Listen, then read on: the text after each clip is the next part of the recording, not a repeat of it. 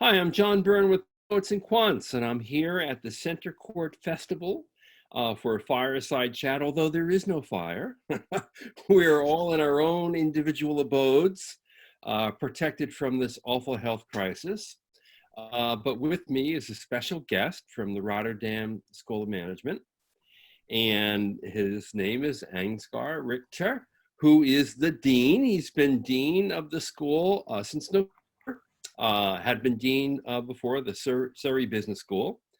He has his PhD from London School of Economics as well as a master's, after which he actually went to work for McKinsey for 3 years as a consultant and then went into academia. Welcome. Thank you. It's a great pleasure to be here. It's a great pleasure to meet you and to have you here. So tell us a little bit about the school. I think one of its differentiating principles has been to be a force for positive good in the world. And that's really been a distinctive part of the messaging for the school. Under the previous dean, it adopted the Sustainable Development Guidelines and then structured its curriculum around that. But give us an update for where you are and what people can expect if they join the MBA program. Yes, absolutely. Thank you very much for that question. I mean, the Rotterdam School of Management is among the top European schools, ranked very highly for its research quality. In particular, we are among the top schools in the world, if I may say so, really in terms of the quality and the depth of original thinking that takes place at our school. We are part of a large leading public university in the Netherlands, Erasmus University, and that's a social science university with 8 faculties in total, and we are the largest faculty student-wise and also in terms of our body of staff. But in addition to being part of this large public university, we were founded by a group of companies, really consortium of companies, and we are celebrating our 50th anniversary this year and then next year as well. And so in our DNA are 2 things in addition to being part of a public university. First of all, our close connection to our environment, in our particular, our corporate environment. We're founded by companies such as Philips and Unilever, in order to really make a difference and educate the next generation of leaders. And that is one of our ambitions. And then the other thing is that interdisciplinary focus. We were originally founded as an inter-faculty cooperation with other universities, the universities of Delft and Leiden. And so that notion of working together with others, doing so within the framework of Erasmus University, that is also a defining element. We do provide business education with society in mind. That is our ambition, and our mission to be a force of positive change really translates into our programs, including our MBA program. So in terms of your question on regarding the MBA program, we offer a 1-year MBA program, and then of course also executive MBA programs. The MBA program, the full-time MBA program, starts in January, and it offers really a very strong return on investment. It's, I think, characterized by its high degree of international diversity of its students. International mobility is really one of our key characteristics, I believe. And as I indicated earlier, we aim to educate leaders for the world for tomorrow, the world of tomorrow, and to be agents for positive change. So our strengths are in sustainability, embedding the 17 SDGs, the Sustainable Development Goals, in our curriculum and in everything we do. These are some of the highlights, certainly. What's the size of the intake in January? Approximately almost 150, so between 140 and 150 in that order of magnitude. And do you carve the class up into sections? Yes, we do. We have several sections running in parallel in order to really provide a personalized student experience as best as we can. Right? What This is percentage of students come from outside the country? A large proportion, I believe it's over 90%. Mm-hmm. It's also, there's no single country that dominates, so to say, the group. Right. So it's really a nice mix of international students, many of whom come with the intention or at least the idea in mind that they would also work in the Netherlands afterwards. So that is one of the attractions for many of our students. Right. Or if not in the Netherlands, then at least in continental Europe. And what kind of people are you looking for in the admissions process? Yeah, we are looking for the next generation of responsible leaders. So one of the things that you'll see if you enter the school is posters of people, including myself, but many other colleagues and students and professional service staff with their I will statement, right? A commitment that they're making to the kind of change that they will want to make in society and in the world around them. And we address these kind of issues also in the admissions process with them. So that's one feature of the admission process, but we also value international exposure, emotional intelligence, resilience, those kind of qualities as well. Personality development is really important for us in the program, but it also begins in the admissions process itself. I imagine that we'd also look for someone who has a global mindset, someone who's not entirely settled in one place, who has had experiences either through travel or through their undergraduate education or their previous work experience, and they really enjoy that global exposure. Am I right? Absolutely. Yeah. Absolutely. And I think that's one of the motivations for applying to our program. This is what we are looking for, and we provide that also in our program. For example, with international study tours, opportunities to study abroad, you know, and we really make a point of supporting our students in gaining international experience as well. And how much emphasis do you put on personal development in the program? Very much so. So we have a professional one-to-one coaching program that we offer. That's an integral part of the curriculum. It's not an add-on. It's really integrated very, very nicely. We have an approach called goal setting. We really promote this among our students, in particular among our MBA students, to enable them to set their personal goals and achieve those. Group coaching also takes place. Leadership retreats are other examples. So there's a lot there on offer for personal development. Right. Now, for people who've never been to Rotterdam, tell me what it's like. What does it feel like? What does it look like? What am I likely to experience if I go there as a student? Well, Rotterdam is an extremely vibrant city. It's an old city on the one hand, but it's really been rebuilt, in particular over the last 20, 30 years. There's been an enormous amount of change in Rotterdam. And it's one of the few European cities that really have a skyline. There's a lot of modern architecture there as well. So Rotterdam is defined by its vibrancy, by its you know, scene of modern art. There's a lot of technology there as well. Theater, dance, those are the kind of things that you will experience in Rotterdam. And then obviously Rotterdam is part of a wider region as well. It is a port city, and the port is the largest in Europe. So that also speaks to the international nature of Rotterdam, the mix of people that you will find in Rotterdam, not only on campus, but also beyond. But then it's part of what we call the Randstad area, a very densely populated area in Northern Europe, including also places like Amsterdam and other cities. It's very easy to travel. Rotterdam is very well connected. And so Rotterdam really offers a lot of opportunities to people from all over the world.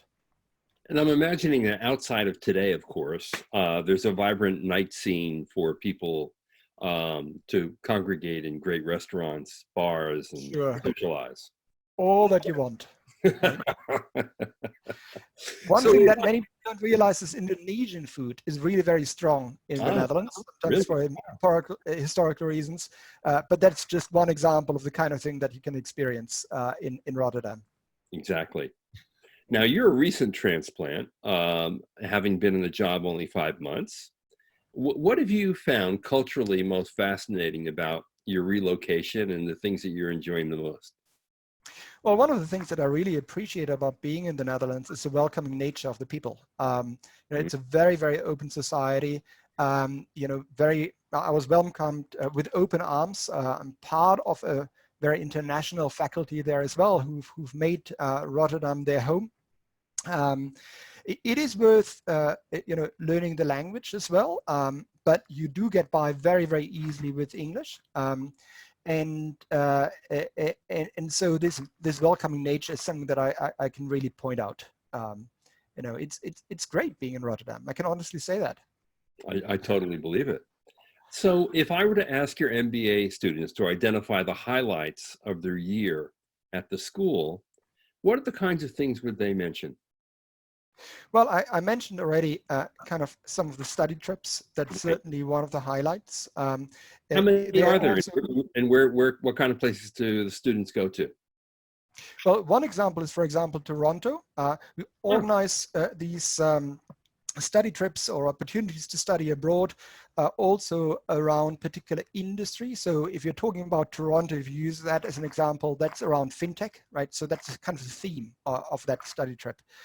There are classes that involve company visits, cultural immersions as well. And one of the highlights as well is what's called the Living Management Project, which is really a 4-week consulting project where groups of students work together with outside companies and apply their knowledge, their insights, their analytics, their analytical capabilities in order to address real business challenges. And they interact with managers. what kinds of companies are participated in that? Well, I mentioned already some of those that were, if you will, among our founding partners. Philips Unilever. and Unilever would be among those examples. One of the characteristics of our school is also that we have a very, very vibrant alumni community with over 40,000, I believe it's around 42,000 alumni around the world, and more alumni than who have studied in other parts of Erasmus University. And many of the alumni, of these alumni, have then moved to become leaders, senior managers in their respective companies, both in the Netherlands and abroad. And obviously, we make use of this alumni network in order to find those kind of opportunities for our students as well. Right. Are there any co-curricular highlights for students? Are there certain events that are, I wouldn't necessarily call them ritualistic, but traditions that really create the kinds of bonds between the students and the alumni who have gone through these traditions before? There are a few things. For example, we have sessions and events around the sustainability goals. Sustainable development goals as well, where we invite both students as well as alumni. And that's an opportunity to bring people together, also to have not only nice networking opportunities, but to really bring them together and talk about particular content areas, which are simply relevant for us. I don't know exactly what I would call this ritualistic, but it's an important part of what we offer as well. Now, obviously, it's a one-year program. How much of that is taken up by the core curriculum, and how much flexibility is there in the program to take electives and to do a deep dive in a particular topic? Yeah, there are quite a few electives on offer, and we really encourage our students to do so as well. I can't point the exact percentage of core and elective courses, but they are in particular in the second half of the program. There are a lot of electives on offer. We also should mention that we really make sure that the program doesn't end with the program, so to say, but our students remain tied to the school even after the program, and there's a lot of activities also available to them as alumni for further development, coaching, career development, and so on, right? So that almost becomes part of the integral nature of the program. Although it's a one-year program, it's really a 1 year plus a lot of other opportunities that follow from it. Right. So everyone graduates in December? Yes, then, that's the graduation, December or early January. But then the graduation ceremony it usually takes place in around March. Oh, okay, great, terrific. And tell me a little bit about the outcomes. What kinds of industries do the students tend to work in? What kinds of companies? You mentioned earlier that a lot of people who graduate from the program end up in the Netherlands in jobs. Give me a little more sense of the career outcomes for the program. Yeah, there are, it's really a broad range of industries into which our students move. some of those are in those big companies that I mentioned earlier, but we also have a number of startups that we are associated with. We have the Erasmus Center for Entrepreneurship, where a lot of our entrepreneurial activities are, and that's really almost like an incubation center. And a lot of students are also looking for opportunities in these smaller and mid-sized companies, new companies. So that's very good to see. Also, given the nature of our program and our mission to be a force of positive change, we do see quite a few students who work in sustainability related roles as well across different industries and companies. So that's an attractive thing. They work in non-profit organizations sometimes. And we in fact have a number of students who, at least after a few years, have set up on their own and set up their own companies. And that's great to see too. That's great. Now, obviously, we're going through a horrific crisis in the world. It's forced a lot of schools to take their physical classrooms and move them online, along with much of the other activity, and an attempt to create some sort of social interaction as well. How's it going at your school? And ultimately, what do you think the international dimension of this health crisis will be for your school and the business school community in general? Yeah, obviously we have done what many other schools have done as well to move our programs online. That is going reasonably well, I think. I can honestly say that, we started a few weeks ago, for example, in the MBA program with an HR class, which just has received rave reviews from the participants. So that's really good to see. Our model, however, is based on interaction on campus, and that's what we want to also facilitate. We definitely will move more strongly into blended formats as well, but we do want to bring the students over to Rotterdam, and we hope that this will continue to be possible. So far, we have actually not seen a drop in applications or interest in our program. So it seems to be still a very attractive option for many students and applicants, and that's good to see. So we also believe that our program will continue to be very international in terms of its composition and the composition of the student body. Is it easy to get a work visa in the Netherlands if you came from another country? It is possible to do so. And as I said, a lot of our students, our graduates have done that successfully. It is, I wouldn't necessarily call it easy, but it is definitely a possibility. And we are obviously dependent in this respect on government regulations, which is always subject to change, but at the moment it's still very much possible. Yeah, very good. Obviously, there's been a lot of discussion about the future of the MBA as a degree. There's always been a debate between 1-year and 2-year programs. Obviously, 1-year programs have better return on investment, in part because they cost less and in part because your opportunity costs are half of what they would be in a 2-year program. What's your view on the future of the degree, its value, and 1-year versus 2-year? Yeah. A bunch of questions. Yeah, I mean, so we see the MBA program absolutely as a core part of our offering. We are not going to give it up at all, rather to the contrary. This is a core part that we will want to develop further. And as I said, so far, we are not seeing a decline in applications. And so, so we have a lot of hopes for this. We will continue to invest in the program as well, because we really want to build our reputation also around this program. Obviously, there is a continuing debate as to what exactly we do within this program. I think we will probably stay with the base design of a 1-year program because that's what our students expect from us. But we will take greater advantage of blended formats in our provision, and probably also a little bit greater flexibility around the delivery of our program. So include some modules, some parts of the program that can be taken over an extended period of time, right? Blur the boundaries a little bit between what you do actually within the program and the time afterwards, after graduation, right? So give a little bit more flexibility around that. But as the basic format will stay as a one-year program. I think that's not only a European tradition, but we've also had good experience with this format.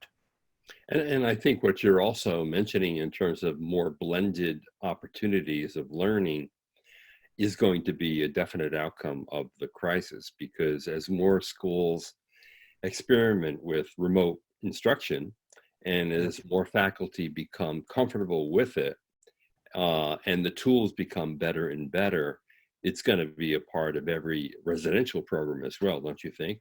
Absolutely, absolutely. And we see the same thing also happening in companies. There are also developments to do some of these, in-company projects that I mentioned earlier, partly online. We see that the companies are very open to that. We'll integrate that much more strongly into the design of our MBA delivery. And Dean Richter, in your portfolio of programs, where does the MBA fit in terms of the size of that program? So you have roughly 150 MBAs intake. Are there other master's programs or undergraduate programs that are larger than the MBA, or is that your flagship? Oh, yeah. Okay. It is our flagship program in terms of the reputation and the importance of the program. We also have an executive MBA, which this year had approximately 115 or so participants in the most recent intake. So that's also a fairly large program. But then we do offer quite a range of MSc programs, pre-experience MSc programs, as is typical in many other European schools. Great programs. I would like to point out programs such as the Masters in Global Business and Sustainability, to use one example, or we're introducing a new Masters in Business Analytics. But we have great master programs also in for example, in finance and marketing, in human resource management, in strategy. So these are very sought after programs, also with a very nice positioning. And if you look at the rankings, our Masters in Management is really among the top in the world. So we're very proud of that. In terms of mere student numbers, our largest programs are undergraduate programs. We offer 2 bachelor programs, one Dutch speaking in Bedrijfskunde, so business administration in Dutch, and also an international business administration program taught in English. Ah, great. That's terrific. What's next for the school? Do you have an agenda as the relatively new dean? I mean, what are the things that you'd like to see? What are the things you'd like to accomplish? Well, first of all, I'm really proud to be part of this institution. I think we've lived up to the expectation that we set for ourselves to be a force of positive change, and we want to grow in this aspiration further. So the first 50 years of the school's development have been really successful, and I would like to continue that.